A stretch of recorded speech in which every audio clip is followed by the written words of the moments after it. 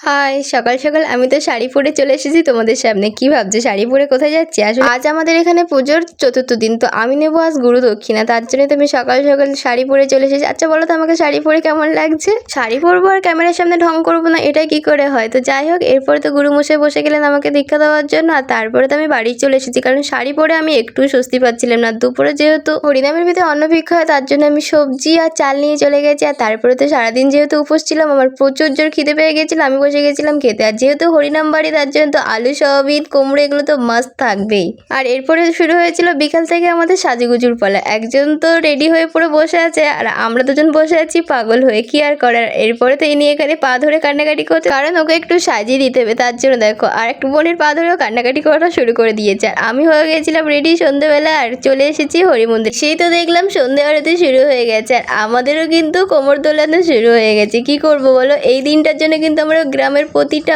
মানুষ সারা বছর ধরে ওয়েট করি আর প্রচুর প্রচুর আনন্দ করি। আর তারপরে এধারে শুরু হয়ে গেছিল আমার দিদির ছেলে আর আমার মায়ের ড্যান্স। দেখো কেমন লাগছে দুজনকে, তোমরা কিন্তু অবশ্যই কমেন্ট করে জানিও। আরও অনেক আনন্দ করার ছিল, কিন্তু গ্রামের একটা দুর্ঘটনা ঘটে যাওয়ার জন্য সব কিছু ভেস্তে গেল। তো কি আর করা, ঠাকুর নিশ্চয়ই এর পরের বছর আমাদের জন্য অন্য কিছু পরিকল্পনা করে রেখেছে। তো আমাদের কেমন লাগছে আর ভিডিওটি কেমন লাগলো তোমরা অবশ্যই জানিও।